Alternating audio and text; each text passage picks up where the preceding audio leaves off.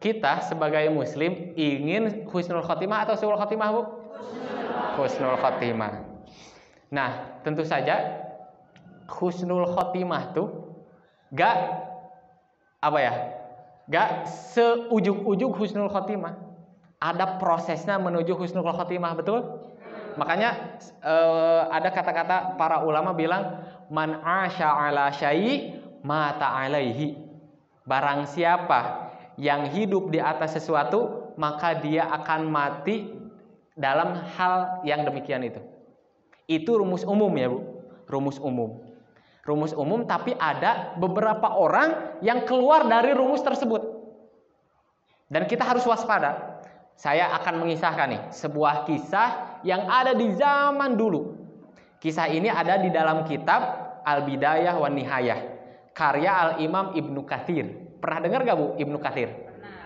Pernah ya ibu-ibu yang suka ngaji mah. Soalnya Ibnu Katsir tuh ahli tafsir plus ahli sejarah.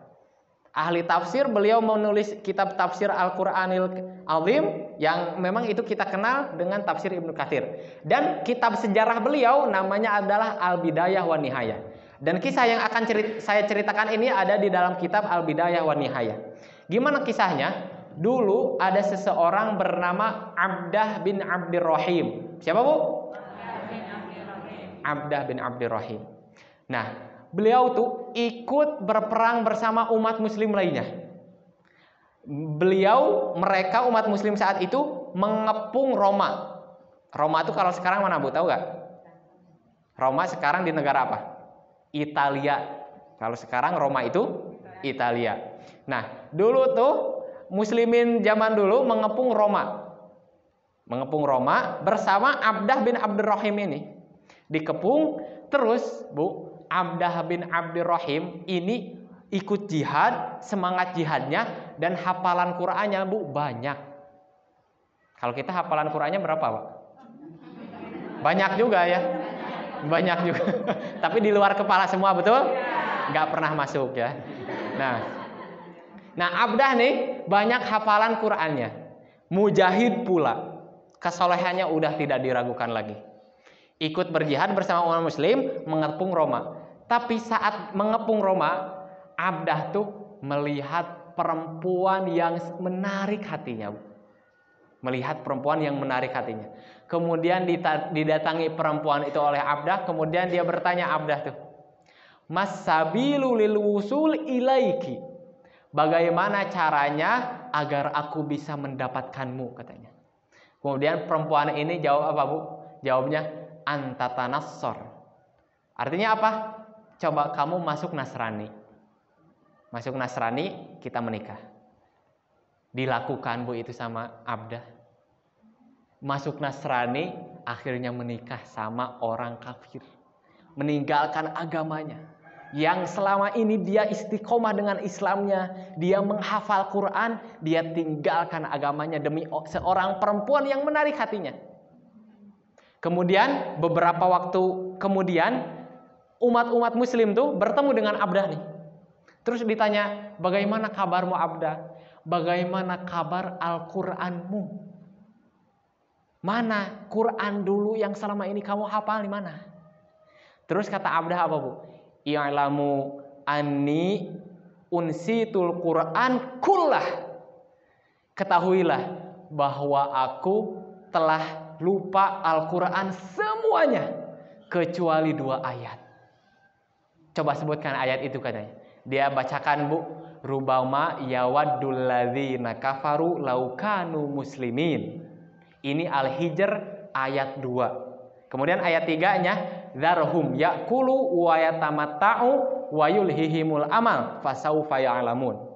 Ibu-ibu hafal surat Al-Hijr, Bu? Oh, enggak ya. Mungkin beberapa ibu-ibu kaget, oh di Al-Quran ada surat Al-Hijr ya? Oh. Jadi kita asing ya Al-Hijr tuh. Padahal itu ada surat di Al-Quran. Kita belum sampai hafalannya ke situ. Tapi ini Abdah lupa Al-Quran semuanya kecuali 2 ayat di dalam surah Al-Hijr. Ayat kedua dan ayat ketiga. Artinya apa? Artinya tuh ya rubama yawadul ladzina kafaru law kanu muslimin. Artinya kadang-kadang atau nanti di akhirat nanti orang-orang kafir di akhirat akan menginginkan, akan berandai-andai, seandainya dulu aku di dunia menjadi orang muslim. Kemudian ayat selanjutnya apa? Darhum yakulu. Maka tinggalkanlah orang-orang kafir itu. Tinggalkanlah mereka, biarkanlah mereka makan. Wayatamata'u, dan bersenang-senang. Wayulhihimul amal, dan biarkanlah angan-angan kosong mereka tuh melalaikan mereka. Fasaufa ya'lamun. Mereka kelak akan tahu, mereka kelak akan yakin. Sekarang mungkin mereka tidak percaya akhirat, tapi kelak mereka akan percaya, mereka akan melihat dengan mata kepala mereka sendiri. Jadi abdah melupakan Al-Quran kecuali 2 ayat ini, dan 2 ayat inilah yang kelak akan membinasakannya. Abdah. Ini abdah yang hafalannya banyak. Bagaimana kita yang cuma hafal trikul? Apa trikul itu, Pak?